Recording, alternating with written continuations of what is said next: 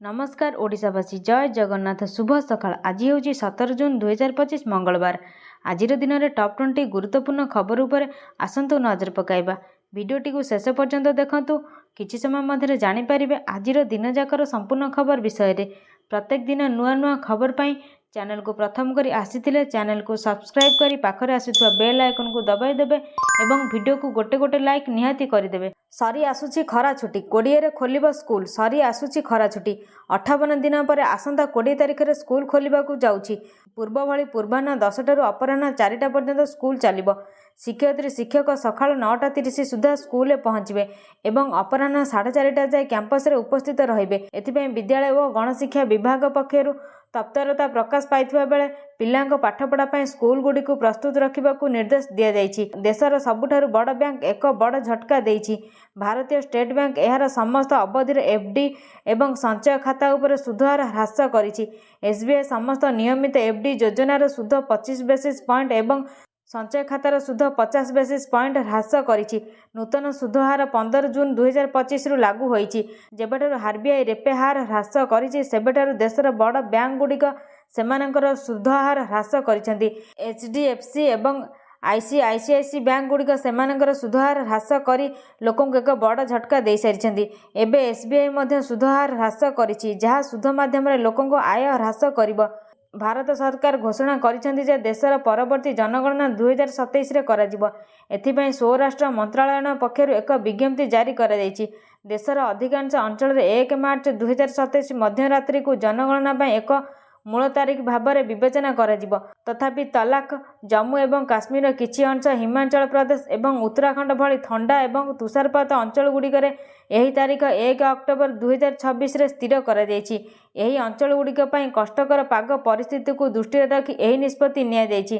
राजधानी को हईजा भय चढ़ाऊ जोरदार कला बीएमसी। ओडिशार विभिन्न जिले में डायरिया मामला वृद्धि पाइबा पर भुवनेश्वर महानगर निगम बीएमसी राजधानी होटेल एवं फल स्टल गुड़िकर निरीक्षण आरंभ करिछि। सम हॉस्पिटल अंचल निकटस्थ होटेल गुडी को विशेष भाव परीक्षा करा जायथिला जेउठारे जनसाधारण को परिवेशित खाद्यर गुणवत्ता और परिच्छन्नता जांच करा जायछि।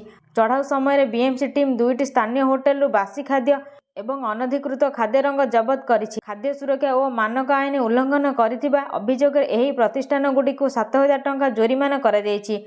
देशर सबुठारु बड़ टेलिकम कंपनी मध्यरु गोटे रिलायंस जियो आज अनेक स्थान रे हठात एहार सेवा बंद कर देइछि।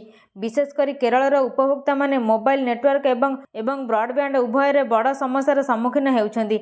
एही नेटवर्क विभ्राट जोगु इंटरनेट स्पीड बहुत धीर हो जाइछि। अनेक लोकंक फोन नेटवर्क बाहर जाउछि एवं कॉल मध्य ठीक भाव में ग्रहण करा जाउ नाही। प्राय 56% उपभोक्ता मोबाइल इंटरनेट एवं 32% उपभोक्ता कॉल करिबार समस्यार सम्मुखीन हेउछन्ति। स्वास्थ्य केन्द्र स्थिति देखि तागिद कले स्वास्थ्य सचिव। जाजपुर जिला धर्मशाला गोष्ठी स्वास्थ्य केन्द्र रे सोमवार पूर्वाह्न स्वास्थ्य सचिव आशुतोष पहुंची गोष्ठी स्वास्थ्य केन्द्र रे स्थिति देखि असंतोष प्रकाश करने सह उपस्थित अधिकारी एवं डाक्तर मानक तागिद करिसेंति।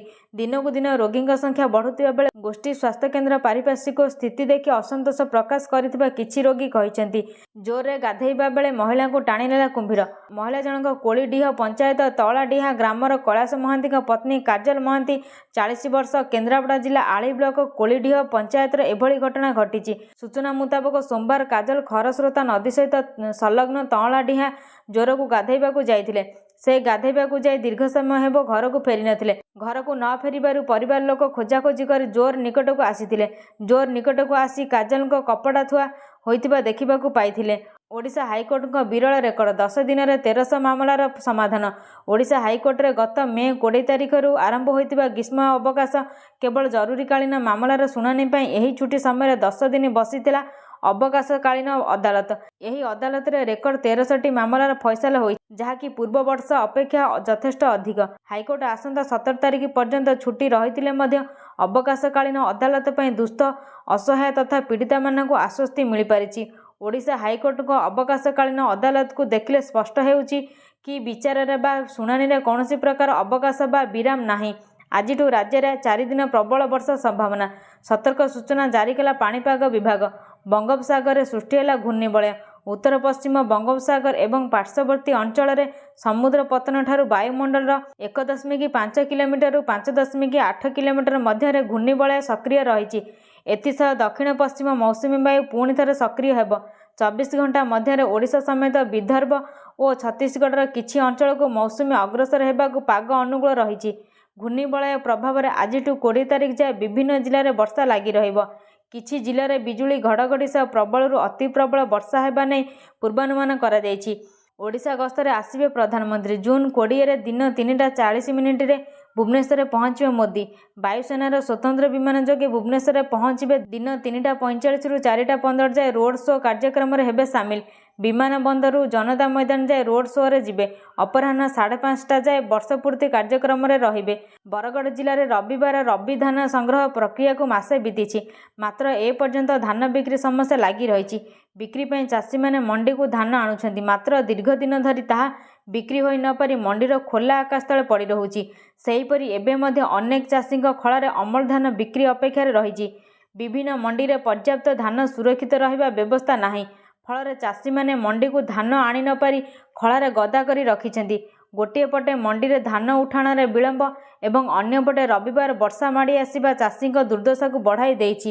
ସାରା ବିଶ୍ୱରେ ସ୍କୁଲ ଯାଉନଥିବା ପିଲାଙ୍କ ସଂଖ୍ୟା 272 ନିୟୁତ, ଯାହା ପୂର୍ବ ଆକଳନ ତୁଳନାରେ 21 ନିୟୁତ ଅଧିକ।